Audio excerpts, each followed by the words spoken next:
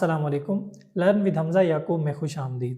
آج ہم بات کر رہے ہیں جوشوا پیرنس کی کتاب an Islamic philosophy of virtuous religions, جس میں انہوں نے الفارابی کے فلسفے کو متعارف کرایا ہے۔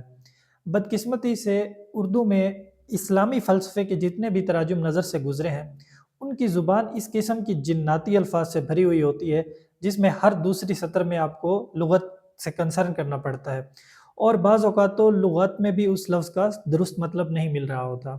اس لیے میں نے یہ سلسلہ شروع کیا کہ انگریزی جو تراجم ہیں ان کو پڑھ کے اسلامی فلسفے کو سمجھا جائے اور پھر اے آئی کی مدد سے ان پہ ویڈیوز بنا کے آپ دوستوں تک پہنچائی جائے۔ یہ ویڈیو الفارابی کے فلسفے کو سمجھنے کے لیے بنیادی ثابت ہوگی۔ جوشوا پیرنز اس کتاب میں یہ بحث کرتے ہیں کہ الفارابی نے افلاطون اور ارسطو کے فلسفے کو اسلامی نظام فکر سے جوڑا۔ وہ ایک جسٹ پولیٹیکل کمیونٹی کا تصور دیتے ہیں اپنی اس کتاب میں، اور وہ فلسفے کو مذہب کا دشمن نہیں سمجھتے، وہ سمجھتے ہیں کہ یہ ایک دوسرے کے ساتھ چلتے ہیں۔ تو آئیے اس ویڈیو میں سمجھتے ہیں الفارابی کے فلسفے کو جوشوا پیرنس کی نظر سے۔ یہ مواد صرف تعلیمی مقاصد کے لیے ہے، یہ لفظ بلفظ بیانیہ نہیں بلکہ آسان اردو میں ابواب کی وضاحت ہے۔ وائس اوور کے لیے اے آئی ٹولز استعمال کیے گئے ہیں، اس لیے تلفظ میں غلطیاں ہو سکتی ہیں۔ اے آئی کبھی کبھار جنس کی غلط شناخت بھی کر سکتا ہے، مثلا کسی مرد مصنف کو وہ مونس کہنا۔ آج ہم جوشوا پیرنس کی کتاب an Islamic philosophy of virtuous religions کو دیکھ رہے ہیں، خاص طور پر اس کا پہلا باب۔ یہ ہمیں ملواتا ہے الفارابی سے، جو اسلامی سنہری دور کے ایک بہت ہی کلیدی مفکر تھے۔ پیرنس جس طرح باب شروع کرتے ہیں الفارابی کا تعارف، وہ کافی دلچسپ ہے۔ بالکل، اور سب سے اہم بات شاید یہ ہے کہ الفارابی نے کیسے یونانی فلسفے کو، خاص طور پہ افلاطون اور ارسطو، آپ سوچیں اس دور میں غیر مسلم سمجھے جانے والے مفکرین کے خیالات کو اسلامی فکر کے ساتھ ملایا۔ یہ صرف کوئی تبصرہ نہیں تھا، یہ ایک بہت ہی آپ کہہ لیں جرت مندانہ کام تھا۔ اچھا، تو یہ صرف ملاپ نہیں تھا بلکہ ایک نئی راہ دکھانے کی کوشش تھی؟ مطلب آپ کہہ رہی ہیں کہ وہ فلسفے اور مذہب کو مخالف نہیں سمجھتے تھے؟ جی نہیں، بالکل نہیں، وہ انہیں ایک دوسرے کا تکمیلی سمجھتے تھے، یعنی کمپلیمنٹری۔ ان کا خیال تھا کہ دیکھیں مذہب جو ہے وہ عوام الناس کی رہنمائی کے لیے بہت اچھا ہے، اخلاقیات کے لیے، سماجی ڈھانچے کے لیے، لیکن فلسفہ جو ہے وہ خاص، یعنی جو دانشور طبقہ ہے ان کو گہری سچائیوں تک لے جا سکتا ہے۔ تو یہ گویا ایک ہی منزل کے دو راستے تھے۔ یہ تو واقعی ایک بہت ہی منفرد زاویہ نظر ہے۔ تو اس باب کا پھر بنیادی مقصد الفارابی کے اس مرکزی خیال کو سامنے لانا ہے کہ ایک نیک مذہب، ورچوئس ریلیجن کیسا ہو، اور وہ ایک منصفانہ سیاسی سماج، ایک جسٹ پولیٹیکل کمیونٹی بنانے میں کیسے مددگار ہو سکتا ہے۔ بالکل یہی، اور پیرنس جو مصنف ہیں وہ اس بات پر بہت زور دیتے ہیں کہ الفارابی کو صرف یونانی فلسفیوں کا شارح یا تبصرہ نگار نہ سمجھا جائے، وہ خود ایک بہت بڑے اوریجنل فلسفی تھے۔ انہوں نے بڑی احتیاط سے عقل یعنی ریزن اور وحی یعنی ریویلیشن کے درمیان ایک توازن قائم کرنے کی کوشش کی۔ اچھا، اور دیکھیں الفارابی کا اپنا پس منظر بھی اس میں بہت اہم ہے۔ وہ وسطی ایشیا میں پیدا ہوئے، مختلف زبانیں، علاقے، مذاہب، ان سب سے ان کا واسطہ رہا، تو جو تنوع، جو ڈائیورسٹی ایک بڑے حکمران یا مفکر کو درپیش ہوتی ہے، اس کا انہیں براہ راست تجربہ تھا۔ اور ان کی کتاب تحصیل السعادہ یعنی اٹینمنٹ آف ہیپینس، اس میں وہ ایک بڑا بنیادی سوال بھی اٹھاتے ہیں نا کہ کیا کوئی ایک ہی مذہب دنیا کی تمام مختلف انسانی برادریوں کے لیے ٹھیک ہو سکتا ہے، یا کیا ایک سے زیادہ نیک مذاہب ہو سکتے ہیں؟ یہ تو جان لاک کے جدید نظریہ برداشت یعنی ٹالرنس سے کافی مختلف بات لگتی ہے۔ آپ نے بالکل صحیح پکڑا، الفارابی کا نظریہ بہت مختلف ہے۔ وہ معاشرے میں ایک قدرتی درجہ بندی، ہائرارکی کے قائل تھے، مطلب علم اور فہم کی بنیاد پر فرق ہوتا ہے، اور اسی طرح وہ مذہب اور سیاست کو بھی الگ الگ نہیں دیکھتے تھے۔ ان کے نزدیک بہترین مذہب وہی ہے جو بہترین سیاسی نظام قائم کرنے میں مدد دے۔ تو وہ یہ کہنے میں کوئی جھجک محسوس نہیں کرتے تھے کہ کچھ مذاہب دوسروں سے بہتر ہیں؟ جی، وہ کہہ سکتے تھے، لیکن کمال یہ ہے کہ وہ فیصلہ قارئین پر چھوڑتے تھے۔ وہ ایک معیار، ایک سٹینڈرڈ پیش کرتے تھے کہ نیک مذہب کیسا ہونا چاہیے، اور پھر کہتے تھے کہ اب آپ خود دیکھ لیں کہ موجودہ مذاہب اس معیار پر کہاں کھڑے ہیں۔ اچھا، تو وہ براہ راست یہ نہیں کہہ رہے تھے کہ فلاں مذہب ٹھیک ہے یا فلاں غلط، بلکہ ایک فریم ورک دے رہے تھے سوچنے کے لیے؟ بالکل، ان کا اصل مقصد کوئی ادارہ جاتی حل دینا نہیں تھا، بلکہ فرد کی، خاص طور پر نوجوانوں کی تعلیم و تربیت تھا۔ وہ چاہتے تھے کہ نوجوانوں میں جو ایک جوش ہوتا ہے نا، دنیا فتح کرنے کا، اپنی بات منوانے کا، اس کو اعتدال میں لایا جائے، علم اور حکمت کی طرف راغب کیا جائے۔ یعنی فوکس فرد کی تربیت پر تھا۔ جی، وہ اکثر اپنی تحریروں میں نا نتیجے تو بتا دیتے تھے، لیکن وہاں تک پہنچنے کے سارے دلائل نہیں دیتے، تاکہ پڑھنے والا خود سوچے، خود محنت کرے۔ یہ بھی ان کے تعلیمی انداز کا حصہ تھا۔ آتا ہے کہ الفارابی کے نزدیک ایک اچھی سیاسی زندگی اور ایک اچھی مذہبی زندگی کیسے ایک دوسرے سے جڑی ہوئی ہیں، ایک دوسرے کی مدد کرتی ہیں۔ جی ہاں، بالکل، یہ باپ ایک طرح سے سٹیج سیٹ کرتا ہے۔ آگے چل کر ہم مزید گہرائی میں دیکھیں گے کہ وہ اپنے دلائل کیسے بناتے ہیں، اور ان کے یہ خیالات آج بھی صدیوں بعد مذہب، سیاست، اخلاقیات پر جو بحثیں ہوتی ہیں ان میں کیوں اتنے متعلقہ، اتنے ریلیونٹ ہیں۔ اور آخر میں ایک سوال جو شاید سوچنے کے لیے چھوڑا جا سکتا ہے، الفارابی نے ادارے بنانے یا قوانین پر زور دینے کے بجائے افراد کی، خاص طور پر نوجوانوں کی تعلیم و تربیت کو اتنی اہمیت کیوں دی؟ ان کا زور تھا کہ دنیا کو طاقت سے نہیں، علم سے سمجھو۔ آج کی دنیا میں جہاں مذہبی اور سیاسی تنوع اکثر تنازع کا باعث بنتا ہے، وہاں الفارابی کا یہ انفرادی تربیت اور اعتدال پسندی پر زور کیا کوئی سبق دے سکتا ہے؟ آج ہم افلاطون کی مشہور زمانہ کتاب ریپبلک، اس میں ایک بہت ہی بنیادی سوال اٹھایا گیا ہے، اس کی گہرائی میں جا رہے ہیں۔ سوال یہ ہے کہ وہ مثالی شہر کولیپولس جس کا ذکر سقراط نے کیا وہ واقعی، میرا مطلب ہے حقیقت میں بنانا ممکن بھی ہے؟ جی، یہ ایک ایسا سوال ہے جو صدیوں سے فلسفیوں کو سوچنے پر مجبور کرتا رہا ہے۔ بالکل، اور ہمارے پاس جوشوا پیرنٹس کی تحقیق کا ایک حصہ ہے، باب 2، جو خاص طور پر الفارابی کے نقطۂ نظر کو دیکھتا ہے۔ پیرنٹس بتاتے ہیں کہ الفارابی کے لیے یہ صرف کوئی خیالی تھیوریٹیکل بات نہیں تھی۔ صحیح کہا آپ نے، الفارابی نے اسے حقیقی دنیا کے مسائل سے جوڑ کر دیکھا۔ وہ سمجھتے تھے کہ ریپبلک کوئی جنت بنانے کی ترکیب نہیں ہے۔ ہاں، یعنی کوئی یوٹوپیا کا نقشہ نہیں تھا۔ جی نہیں، بلکہ یہ انصاف کیا ہے اور کسی بھی انسانی معاشرے کی، آپ کہہ لیں، سیاسی حدود کیا ہوتی ہیں، اسے سمجھنے کا ایک ذریعہ تھا۔ تو پیرنز یہ بھی بتاتے ہیں کہ الفارابی نے ریپبلک کی وہ جو مشہور 3 لہریں ہیں، عورتوں کی برابری، مشترکہ ملکیت اور خاندان کا خاتمہ، اور پھر فلسفی بادشاہ۔ جی، وہ 3 بڑے انقلابی قسم کے خیالات۔ ہاں، تو الفارابی نے ان کو سیاسی حقیقت پسندی یعنی پریکٹیکل ریالٹی کو سامنے رکھتے ہوئے پڑھا۔ ان کا مقصد کوئی ناممکن خواب دیکھنا نہیں تھا۔ بالکل نہیں، وہ تو یہ دیکھ رہے تھے کہ اچھا، اس سب میں سے ہم آج کے معاشروں کو بہتر بنانے کے لیے کیا سیکھ سکتے ہیں، کیا عملی سبق مل سکتا ہے۔ تو آئیے اسی پر بات کرتے ہیں کہ الفارابی نے اس پیچیدہ متن کو کیسے سمجھا، خاص طور پر فلسفی بادشاہ کے حوالے سے۔ دیکھیں، الفارابی کی جو بنیادی دلچسپی تھی نا افلاطون میں، وہ اسی فلسفی بادشاہ کے تصور میں تھی۔ یہ ان کے لیے بہت اہم تھا۔ کیوں؟ اس میں ایسی کیا خاص بات تھی ان کے لیے؟ وہ اسے وحی پر مبنی جو مذاہب ہیں، خاص طور پر اسلام، اس میں جو پیغمبر قانون ساز کا ایک ماڈل ہے، اس سے جوڑ کر دیکھتے تھے۔ یعنی ایک ایسا رہنما جو آسمانی ہدایت بھی رکھتا ہو اور قانون بھی بنائے۔ اچھا، یہ تو بڑا دلچسپ نقطہ ہے۔ جی، اور الفارابی نے اس تصور کو مزید، آپ کہہ لیں، ریفائن کرنے کے لیے ارسطو کی نفسیات اور کچھ نو افلاطونی نظریات کا بھی استعمال کیا۔ نو افلاطونی یعنی وہ فلسفہ جو افلاطون کے بعد آیا اور کائنات کے ایک اعلیٰ ماخذ پر زور دیتا تھا۔ بالکل وہی۔ تو انہوں نے ان سب چیزوں کو ملا کر فلسفی بادشاہ کے تصور کو اپنے اسلامی تناظر میں سمجھنے کی کوشش کی۔ تو کیا اس کا مطلب یہ ہے کہ الفارابی نے افلاطون کے سارے ہی انقلابی خیالات، وہ جو 3 لہریں تھیں، ان سب کو مان لیا تھا؟ نہیں، یہی تو اصل نقطہ ہے۔ الفارابی نے بہت سوچ سمجھ کر، بہت حکمت عملی سے فلسفی بادشاہ والے خیال کو باقی 2 تجویز سے الگ کر دیا۔ کون سی 2 تجویزیں؟ وہی عورتوں کی مردوں کے برابر مکمل حیثیت اور خاص طور پر خاندان اور ذاتی ملکیت کا خاتمہ۔ یہ بہت ہی ریڈیکل خیالات تھے۔ تو الفارابی نے انہیں کیوں الگ کیا؟ کیونکہ وہ چاہتے تھے کہ فلسفی حکمرانی کا جو تصور ہے وہ ان کے اپنے زمانے اور معاشرے میں قابل قبول ہو سکے۔ اگر وہ ساتھ میں خاندان کے خاتمے کی بات بھی کرتے تو شاید کوئی ان کی بات سنتا ہی نہیں۔ اچھا، تو یہ ایک طرح کی پریکٹیکل اسٹریٹجی تھی؟ جی بالکل۔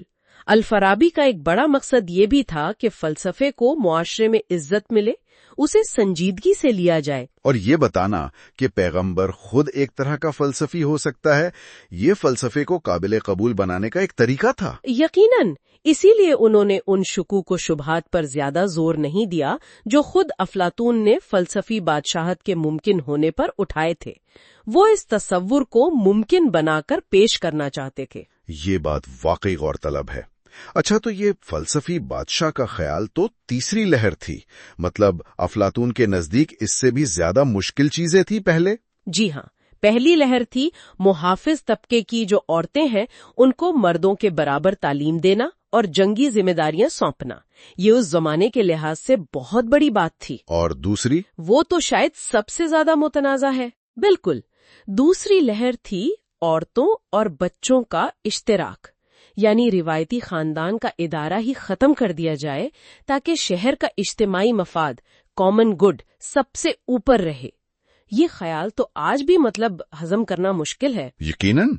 تو پھر تیسری لہر یعنی فلسفہ اور سیاسی طاقت کا ملاپ، فلسفی بادشاہ، یہ سقراط کے نزدیک سب سے مشکل کیوں تھی؟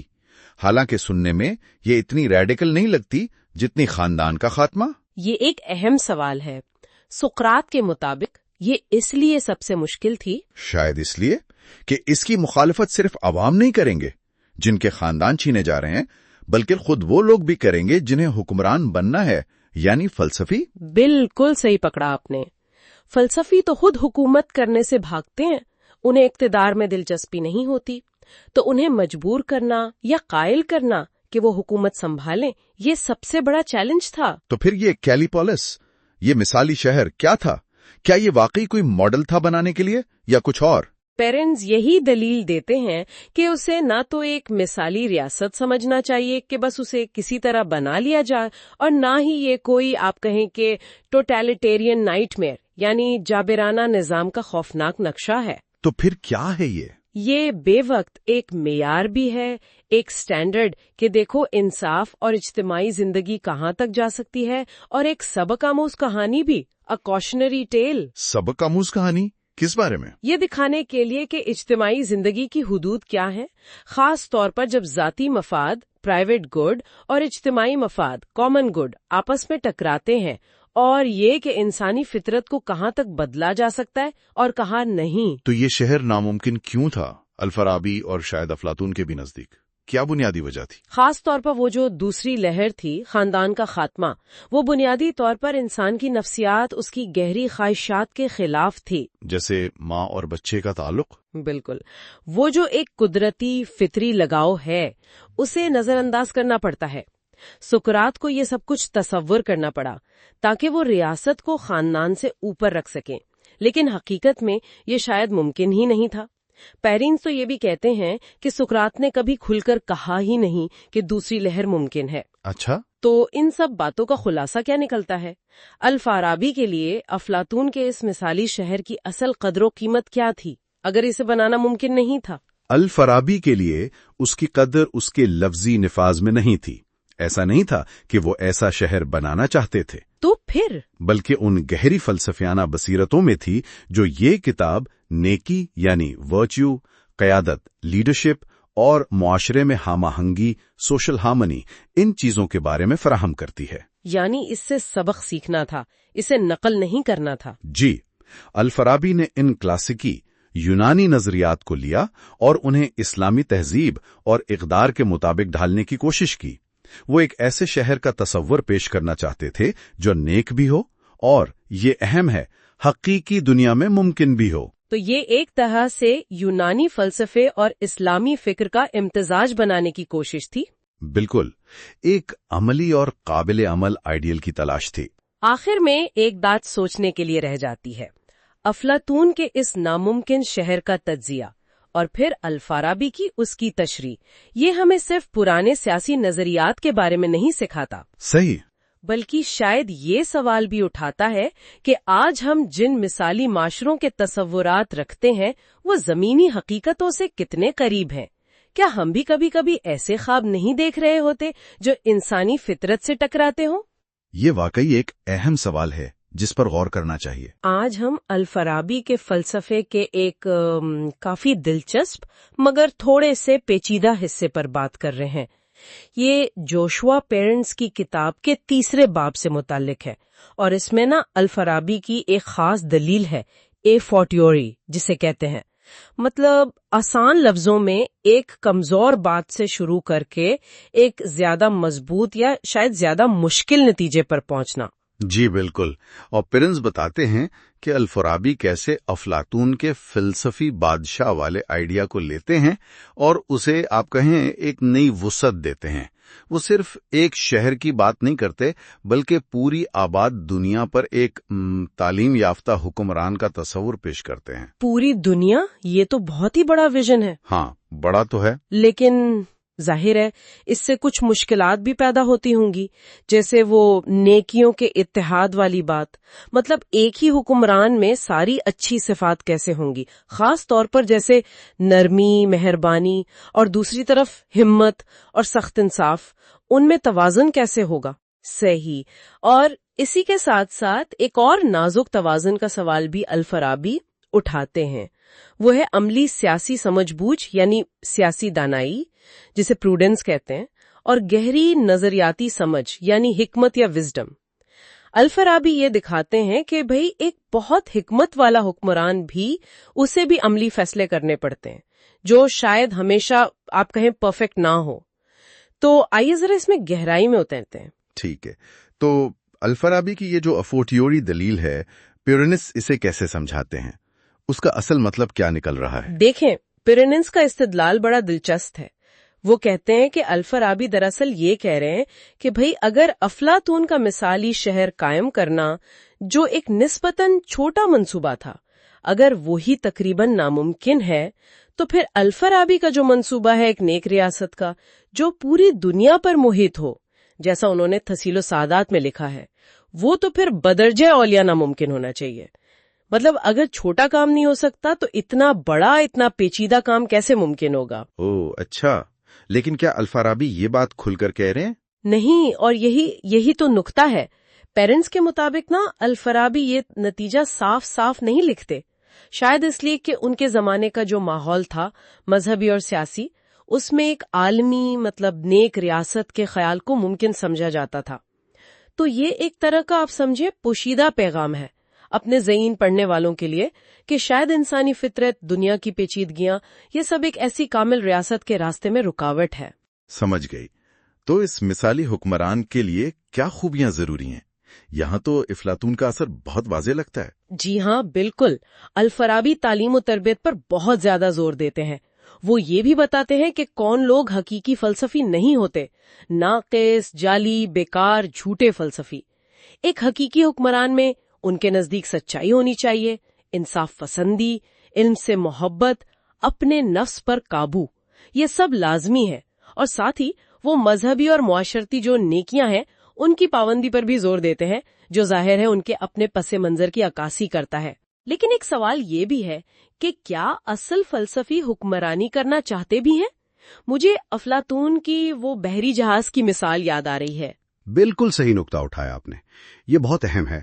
الفارابی بھی اشارہ اسی طرف کرتے ہیں کہ جو حقیقی فلسفی ہیں وہ اقتدار کے پیچھے نہیں بھاگتے، وہ تو غور و فکر، علم اسی میں رہنا چاہتے ہیں۔ ان کو تو یوں کہیں مجبور کرنا پڑتا ہے حکومت کے لیے، شاید صرف اس ڈر سے کہ کہیں ان سے کمتر لوگ حکمران نہ بن جائیں۔ اور الفارابی یہ بھی کہتے ہیں کہ فلسفی تو فلسفہ ہی رہتا ہے، چاہے اسے حکومت ملے یا نہ ملے، یا لوگ اسے قبول کریں یا نہ کریں۔ اور پھر وہی مشکل سوال، ایک ہی انسان میں یہ متضاد خوبیاں، جنگجو جیسی سختی اور فلسفی جیسی نرمی، یہ کیسے ممکن ہے؟ جی، یہ ایک بڑا چیلنج ہے، اور الفارابی اسے تسلیم کرتے ہیں۔ وہ کردار سازی کے لیے، جسے وہ تادیب کہتے ہیں، کبھی کبھی سختی اور جبر کی بات بھی کرتے ہیں، حتیٰ کہ دوسری قوموں کے خلاف جنگ، حرب کا بھی ذکر کرتے ہیں ان کی کردار سازی کے لیے۔ لیکن وہ یہ تجویز بھی دیتے ہیں کہ بھئی اگر ایک ہی شخص میں جنگی صلاحیت اور مشورے کی صلاحیت دونوں جمع نہ ہوں تو اختیارات تقسیم کیے جا سکتے ہیں۔ یہ ارسطو کے اس خیال سے تھوڑا سا مختلف ہے کہ ساری اخلاقی نیکیاں ایک دوسرے پر منحصر ہوتی ہیں۔ اچھا، تو یہ حکمران کے کردار کا چیلنج ہمیں ایک اور بنیادی کشمکش کی طرف لے جاتا ہے، عملی سیاسی سوجھ بوجھ، سیاسی دانائی اور گہرے نظریاتی علم، حکمت کے درمیان۔ ہاں، یہ بھی ایک اہم نقطہ ہے۔ ارسطو تو حکمت کو یعنی نظری علم کو سب سے اونچا درجہ دیتے تھے، لیکن عملی دنیا میں تو سیاسی دانائی ہی چلتی ہے، حکومت کرتی ہے۔ الفارابی اسی کشمکش کو اپنی عالمی ریاست کے تناظر میں دیکھتے ہیں۔ ان کے نزدیک مثالی حکمران کو صرف حکمت نہیں چاہیے بلکہ اعلیٰ ترین اخلاقی سمجھ بوجھ اور بہترین عملی سیاسی صلاحیت بھی چاہیے، اور یہیں پر وہ خاص یعنی الخاصہ جو اہل طبقہ ہے اور عام یعنی العامہ جو عوام ہے، ان کا فرق بھی اہم ہو جاتا ہے۔ حکمران کا کام ہے کہ ان دونوں طبقوں کو سمجھے اور ان سے صحیح طریقے سے کام لے، جسے الفارابی استعمال کہتے ہیں، مطلب ہر چیز کو حکمت سے اس کی صحیح جگہ پر رکھنا، استعمال کرنا۔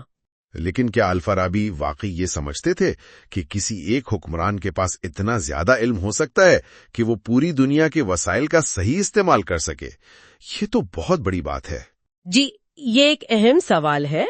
محقق محسن مہدی کا خیال ہے کہ الفارابی کو شاید انسانی علم کی حدود کا گہرا اندازہ تھا، خاص طور پر جو مبادئ الطبیعت جیسے گہرے موضوعات ہیں، ان میں حتمی سچائی تک پہنچنے کے بارے میں انہیں شاید کچھ شکوک ہوں، اور اگر علم ہی کامل نہیں ہے تو پھر پوری دنیا کا کامل استعمال کیسے ممکن ہوگا؟ تو مطلب شاید الفارابی کا مقصد کوئی عملی نقشہ دینا نہیں تھا، بلکہ ایک انتہائی اونچا معیار قائم کرنا تھا تاکہ سیاست، انسانی فطرت اور علم کی جو اصل حدود ہیں ان پر غور و فکر کی دعوت دی جا سکے۔ تو خلاصہ یہ نکلا کہ یہ باب الفارابی کو ایک ایسے مفکر کے طور پر دکھاتا ہے جو بے وقت مثالیت پسند بھی ہیں اور حقیقت پسند بھی۔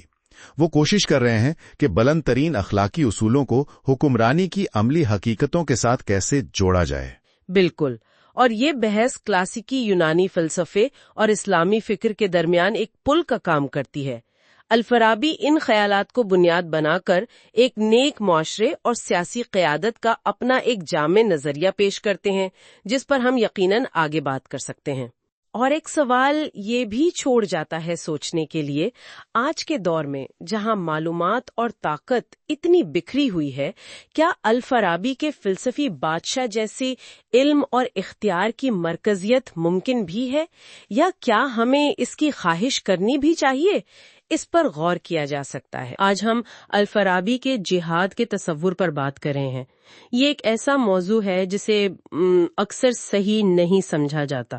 جی بالکل۔ ہمارے پاس جوشوا پیرنس کا تجزیہ ہے اور خود الفارابی کی مشہور کتاب ایفورزمز یعنی حکمت بھری مختصر باتیں۔ جی، تو آج کوشش یہ سمجھنے کی ہے کہ الفارابی نے جہاد کو مطلب صرف لڑائی سے بڑھ کر عام اور نیکی قائم کرنے کے ایک وسیع تر مقصد سے کیسے جوڑا۔ یہ اہم نکتہ ہے۔ اور خاص طور پہ یہ کہ وہ بحث کو کیسے ایمان یعنی فیتھ اور کفر یعنی ڈس بلیف کے مذہبی دائرے سے نکال کر اسلام یعنی پرامن نظام اور حرب یعنی جنگ کی سیاسی تقسیم کی طرف لے جاتے ہیں۔ جی دیکھیں، یہ سمجھنا ضروری ہے کہ دنیا پر ایک نظام قائم کرنے کی جو خواہش ہے نا، یہ کوئی نئی بات نہیں ہے۔ افلاطون نے بھی اس طرف اشارہ کیا تھا۔ اچھا، قدیم زمانے میں جو بت پرست قومیں تھیں جیسے روم، وہ اکثر سیاسی مقاصد کے لیے لڑتی تھیں۔ سلطنت پھیلانی ہے، پاکس رومانہ یعنی رومی امن قائم کرنا ہے۔ ماجد خدوری یہ بتاتے ہیں کہ جو توحید پرست مذاہب تھے ان کے محرکات اکثر مذہبی ہوتے تھے۔ روم کا ٹکراؤ بھی توحید پرستوں سے اسی بنیاد پر ہوا تھا کہ وہ رومی خداؤں کو نہیں مانتے تھے، جسے رومی ایک طرح کی سیاسی بغاوت سمجھتے تھے۔ اچھا، तो ये पस मंजर अल्फाराबी को समझने में मदद देता है। बिल्कुल। पेरेंट्स यही कहते हैं कि अल्फाराबी का ये कदम, यानी बहस को ईमान कुफ्र से अमोंचिंग की तरफ मोड़ना, ये मामूली बात नहीं थी। जी नहीं। इससे पता चलता है कि उनके नजदीक असल चीज थी माशरे में हम-आहंगी और सियासी इस्तेकाम। सही। और ये उस जमाने के लिहाज से वाकई एक, आप कह लें, गैर रिवायती सोच थी। जी, जहां मजहब और रियासत अक्सर एक ही समझे जाते थे। बिल्कुल। अल्फाराबी के दौर में यानी 8वीं-9वीं सदी में फुकहा के यहाँ ना जारहाना जिहाद का एक नजरिया काफी गालिब था। अच्छा। खुदूरी और साशादीना जैसे मुहक्किकीन का ख्याल है कि शायद ये इब्तदाई इस्लामी फुतुहात को जवाज देने के लिए था। ये मुमकिन है। नरमी से सवाल उठाते हैं। उनका मकसद कोई इनकलाब लाना नहीं था, बल्कि सोचने पर मजबूर करना था। तो आइए जरा इनकी एफोरिज्म्स को देखते हैं। एफोरिज्म 67 में जंग की किस्में बताई गई हैं। जी। इसमें एक किस्म है 67C, जो कहती है कि किसी ग्रोह को जबरदस्ती उस चीज की तरफ लाया जाए जो इनके लिए बेहतर हो, भले वो उसे समझें या माने नहीं। ये दिलचस्प है। यहां सवाल उठता है कि क्या अल्फाराबी वाकई इस किस्म के जबर को जायज समझते हैं? इस पर क्रिमलर और बिटरूथ जैसे माहिरीन में भी इख्तिलाफ पाया जाता है। जी हाँ, ये एक पेचीदा नुक्ता है। इसी से जुड़ा हुआ है एफोरिज्म 79, जो नेक जंगजू यानी अल मुजाहिद अल फाजिल की बात करता है। अच्छा। अल्फाराबी इस जानी पहचानी इस्तिलाह को बिल्कुल नया फलसफियाना रंग देते हैं। वो कहते हैं कि जंगजू की मौत सिर्फ आखिरत के लिए नहीं होती, बल्कि रियासत या शहर के लिए तभी बेहतर है जब उसकी मौत उसकी जिंदगी से ज्यादा फायदेमंद साबित हो। अच्छा, यानी ये तो दुनियावी फलां से जोड़ दिया उन्होंने। बिल्कुल, ये रवायती तसव्वुर की एक बहुत गहरी फलसफियाना इजलाह है। फिर एफोरिज्म्स 11 से 16 हैं जो अंदरूनी जिहाद पर बात करते हैं, यानी इज्तिहाद, नफ्स के खिलाफ जद्दोजहद। जी, नफ्स के खिलाफ जंग। अल्फाराबी यहाँ दो चीजों में फर्क करते हैं। एक है ज़ब्ते नफ्स यानी ख्वाहिशात से मुसलसल लड़ना, और दूसरा है एतदाल यानी अकल और ख्वाहिश में तवाजुन, जिसे वो असल नेकी कहते हैं। एतदाल। वो इशारा देते हैं कि सिर्फ ख्वाहिशात को दबाने में ना उनके खिलाफ एक दुश्मनी सी पैदा हो सकती है। सही कहा। और फिर अफोरिज्म 68 से 76 शर यानी बुराई की नोयत पर बात करते हैं। जी। अल्फाराबी का मौकिफ बड़ा वाज़ेह है। वो कहते हैं कि शर कोई बाहर की ताकत नहीं है, कोई जिन या शैतान नहीं, बल्कि ये इंसान की अपनी गलत नीयतों, बुरी आदतों का नतीजा है। यानी शर असल में नेकी की कमी है। बिल्कुल, ये कोई वजूद नहीं रखता, बल्कि ये अदम है। ये सोच उस जारहाना जिहाद के नजरिए की जड़ काटती है जो किसी मुजस्सम बुराई या शिर्क को मिटाने पर जोर देता है, जिसे कुछ फुकहा फितना यानी फसाद से जोड़ते थे। अच्छा। अल-फराबी के नजदीक अगर कभी जबरदस्ती की जरूरत पड़े भी ना, तो मकसद किरदार की इस्लाह, तादीब होना चाहिए, अकीदा बदलवाना तालीम नहीं। तादीब बमुकाबला तालीम, ये फर्क अहम है। वो अपनी दूसरी किताब तहसील-उस-सादा में भी यही कहते हैं कि जंग का मकसद जबर के जरिए किरदार बनाना हो सकता है, अकीदा थोपना नहीं। जी। लेकिन यहाँ फिर वही सवाल आ जाता है, क्या वाकई किसी को जबरदस्ती नेक बनाया जा सकता है या खुश? अरस्तु का भी यही ख्याल था कि नसीहत ज्यादा कारामद है, सजा तो बस उन लोगों को रोकती है जिनकी इस्लाह नहीं हो सकती, ये उन्हें नेक नहीं बनाती। सही। तो क्या अल्फाराबी खुद इस जबर के असर पर पूरी तरह यकीन रखते थे? ये एक बहुत अहम सवाल है।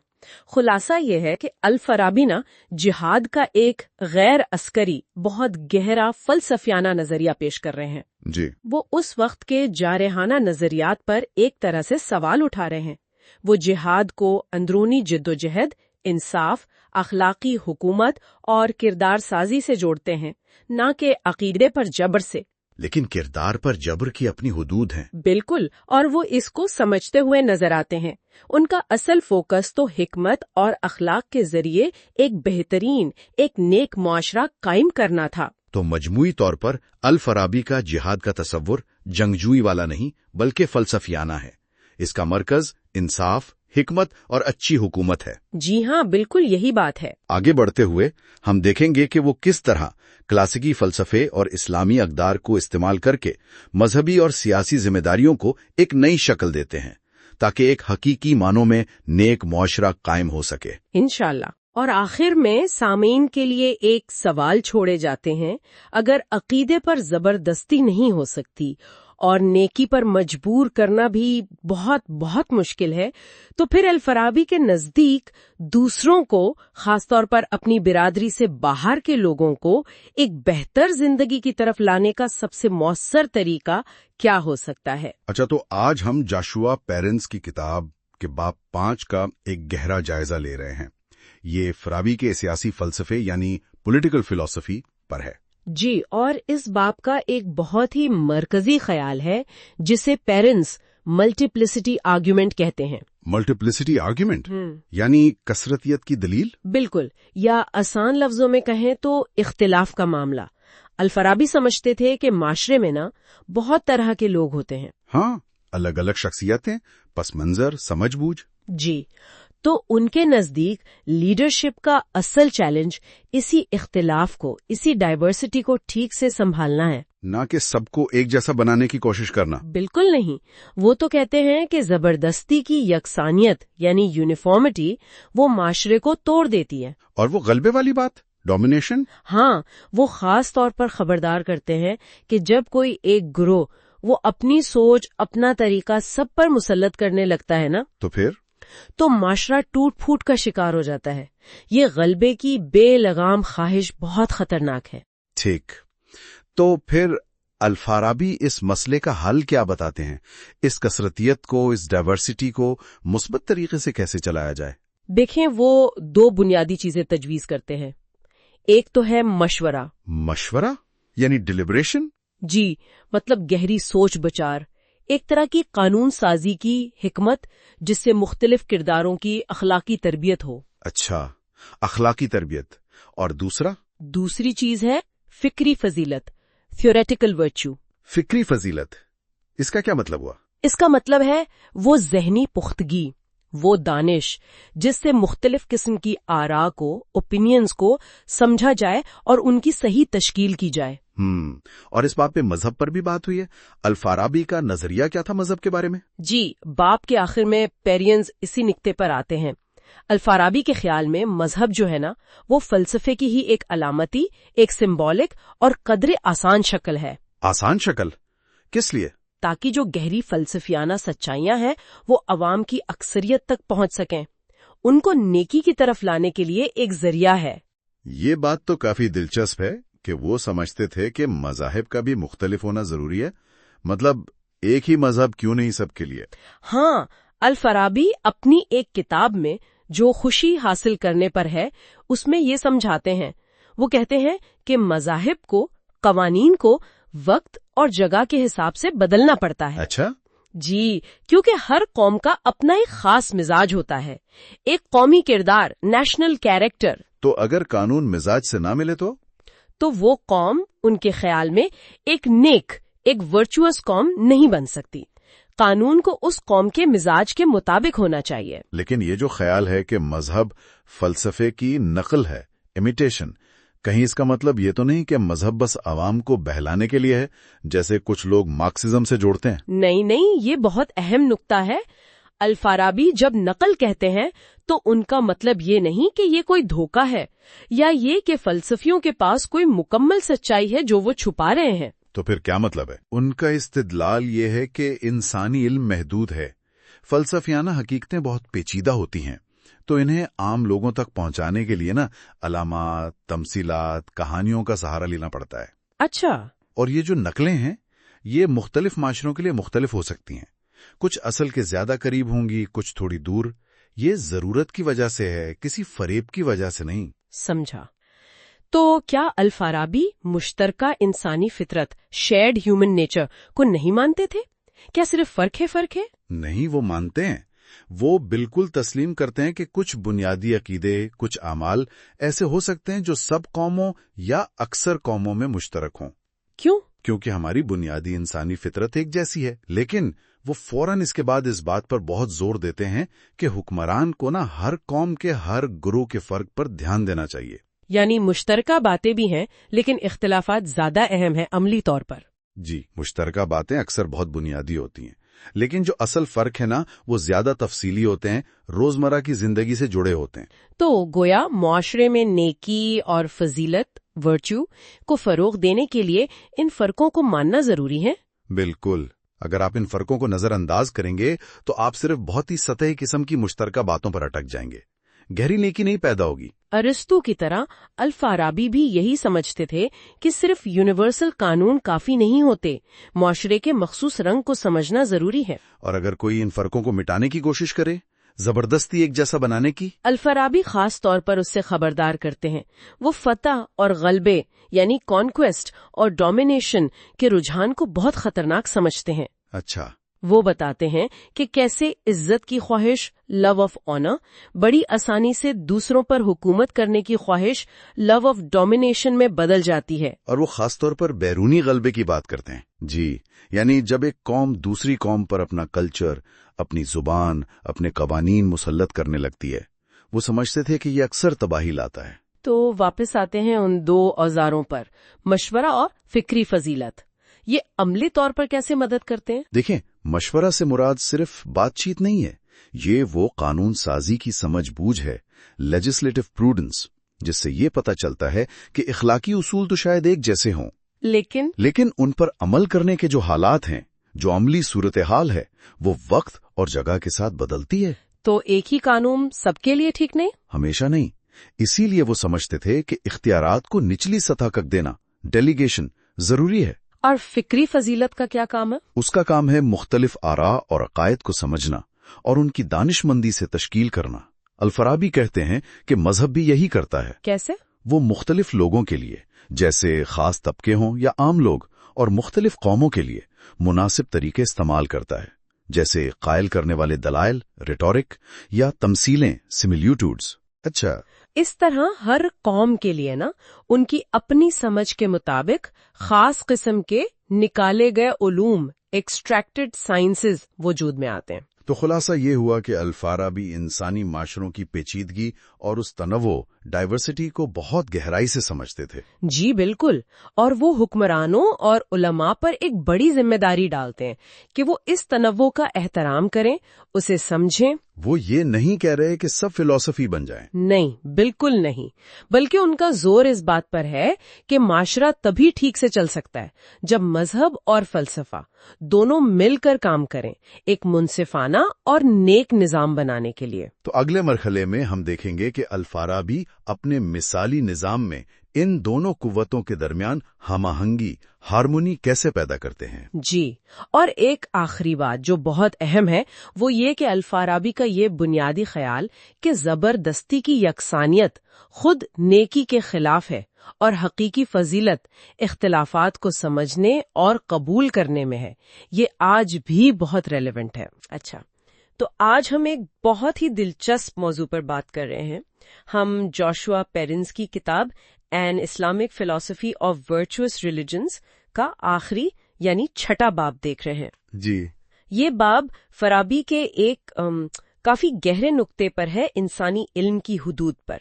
जी बिल्कुल, और ये वाकई अल-फराबी के फलसफे को समझने के लिए बहुत अहम है। वो फलसफे के जरिए सच्चाई तक पहुंचने की बात तो करते हैं, लेकिन वो खुद मानते हैं कि हमारी जानने की सलाहियत की एक हद है। खास तौर पर जब बात आती है निहाई मकासद की, यानी फाइनल कॉजेस की। चीजें आखिर हैं क्यों, उनका हतमी मकसद क्या है, ये समझना वो कहते हैं बहुत मुश्किल है। और ये बाप सिर्फ हुदूद की बात नहीं करता, बल्कि इल्म के गलत इस्तेमाल पर भी तनकीद है, जैसे ताकत या वो इस्तेहसाल के लिए। बिल्कुल, पेरेंट्स इसी बात पर जोर देते हैं कि अल-फराबी के नजदीक असल खुशी यानी सआदत वो सिर्फ इल्म हासिल करने से नहीं मिलती। तो फिर कैसे? बल्कि एक वर्चुअस जिंदगी गुजारने से। इल्म जरूरी है मगर काफी नहीं। और यहीं से शायद वो इल्म के नामुकम्मल होने वाली बात आती है। जी, الفارابی ارسطو کا حوالہ دیتے ہیں کہ ہمارا علم جو ہے وہ کلیات یعنی یونیورسلز اور جزیات یعنی پرٹیکولرز دونوں کے بارے میں ہمیشہ تھوڑا ادھورا رہتا ہے. اور اسی ادھورے پن کی وجہ سے الفارابی کے نزدیک مختلف نیک مذاہب کی گنجائش بنتی ہے، کیونکہ اگر ایک ہی مکمل سچائی سبب پر واضح نہیں تو مختلف راستے ہو سکتے ہیں نیکی تک پہنچنے کے. مذہب ایک طرح کا علامتی نظام بن جاتا ہے. اچھا، چلیں الفارابی کی مشہور کتاب تحصیل السعادہ سے شروع کرتے ہیں. پیرنز اس کے ترجمے پر بات کرتے ہیں. محسن مہدی کا ترجمہ ہے خوشی کا ادراک یعنی ریئلائزیشن آف ہیپینس. پیرنز اس پر سوال اٹھاتے ہیں. جی، پیرنز کو لگتا ہے کہ ادراک یا ریئلائزیشن سے یہ تاثر ملتا ہے کہ جیسے الفارابی کا مقصد تھا پھر فوراً یہیں اور ابھی ایک مثالی ریاست قائم کر دی جائے، ایک حقیقت بنا دی جائے جو شاید ممکن نہ ہو. ہاں، پیرنٹس کا خیال ہے کہ حصول یعنی اٹینمنٹ زیادہ بہتر لفظ ہے. اس میں ایک کوشش ہے، ایک مقصد کی طرف بڑھنا ہے. یہ نہیں کہ وہ چیز ابھی ہمارے ہاتھ میں آ گئی ہے.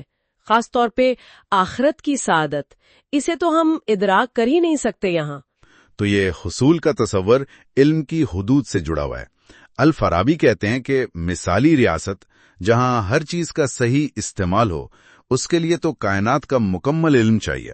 صحیح کہا، لیکن فوراً ہی الفارابی یہ بھی کہتے ہیں کہ بھئی ایسا مکمل علم انسان کے پاس نہیں ہے. خاص طور پر کن چیزوں کا علم نہیں ہے؟ خاص طور پر نہائی مقاصد کا، فائنل کازز کا، یعنی چیزیں آخر ہیں کس لیے. کیا واقعی پودے جانوروں کے لیے ہیں اور جانور انسانوں کے لیے، جیسا ارسطو نے اپنی کتاب سیاسیات میں اشارہ دیا تھا؟ الفارابی اپنی کتاب فلسفہ ارسطو میں اس پر شک کرتے ہیں. اچھا، وہ کیا کہتے ہیں؟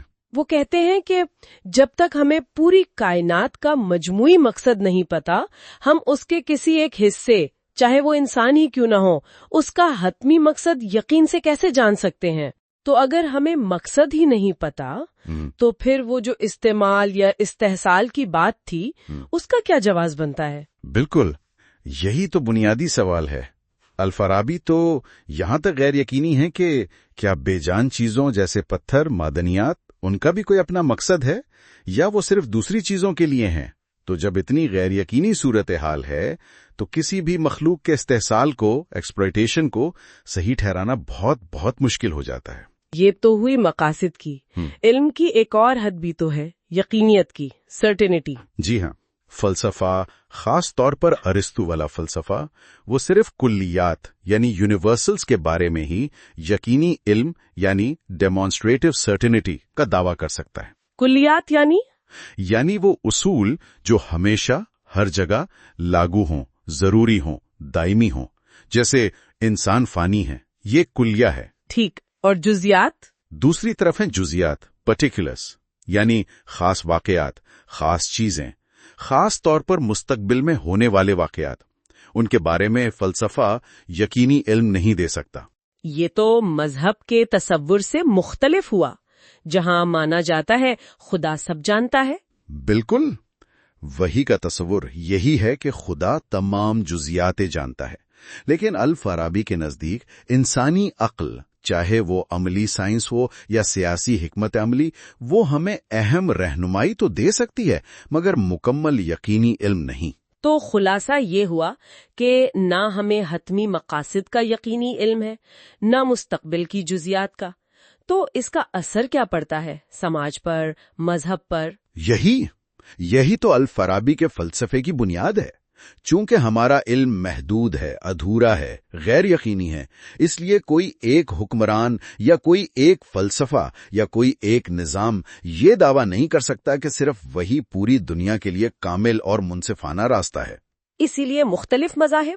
اسی علمی عاجزی کی بنیاد پر الفارابی کہتے ہیں کہ بہت سے نیک فضیلت والے مذاہب یعنی ورچوس ریلیجنز ہو سکتے ہیں اور ہونے چاہیے. یعنی یہ مذاہب کا تنوع علم کی کمی کی وجہ سے جائز ہے؟ جی بالکل.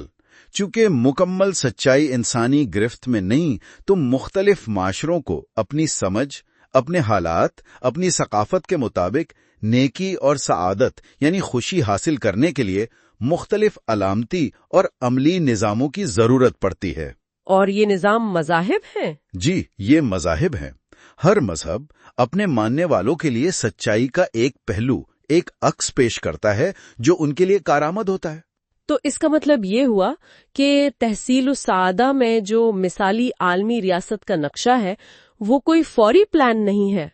हाँ, वो एक तरह का मेयार है, एक स्टैंडर्ड और एक एहतियाती कहानी भी, अ कॉशनरी टेल। एहतियाती कहानी किस चीज से?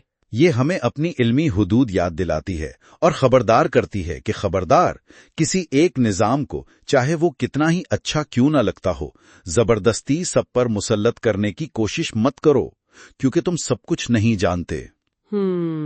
तो ये आखिरी बाब एक तरह से अल-फराबी के पूरे मंसूबे को समेटता है। बिल्कुल, एक ऐसा सियासी और रूहानी निजाम बनाना जहां फलसफा और मजहब दोनों अपनी अपनी जगह इंसानी इल्म की हुदूद को तस्लीम करते हुए मिलकर इंसानों को हकीकी खुशी, सआदत की तरफ ले जाएं। ये तो आज के दौर के लिए भी बहुत अहम बात लगती है। यकीनन अल-फराबी का ये नुक्ता नजर आज भी बहुत रेलेवेंट है, खास तौर पर जब हम अखलाकियात, लीडरशिप और इस मुतनव्वि दुनिया में इल्म और अकीदे को साथ लेकर चलने जैसे मसाइल पर सोचते हैं। ये हमें एक तरह की आजिज़ी सिखाता है। जी, अपनी राय में आजिज़ी और दूसरों के नुक्ता नजर का एहतराम। ये सोचने की बात है कि अगर हम अपनी इल्मी हुदूद को वाकई तस्लीम कर लें तो आज के बड़े बड़े मसाइल से निमटने का हमारा तरीका कितना बदल सकता है ना? बिल्कुल, बहुत गहरी बात है। आखिर तक साथ रहने का शुक्रिया। अगर इस गुफ्तगू से आपको कुछ सीखने को मिला तो बराए करम चैनल को सपोर्ट करने के लिए लाइक, शेयर और सब्सक्राइब करें। पाकिस्तान से बाहर के नाजरीन सुपर थैंक्स के जरिए या चैनल मेंबर बनकर सपोर्ट कर सकते हैं। और पाकिस्तान में दोस्त जैज कैश या रास्त आईडी के जरिए अपना ताउन भेज सकते हैं। मुकम्मल सपोर्ट की तफसीलात इस वीडियो के नीचे पिन किए गए कमेंट में दी गई हैं। मजीद वीडियोस के लिए हमजा याकूब के साथ रहें।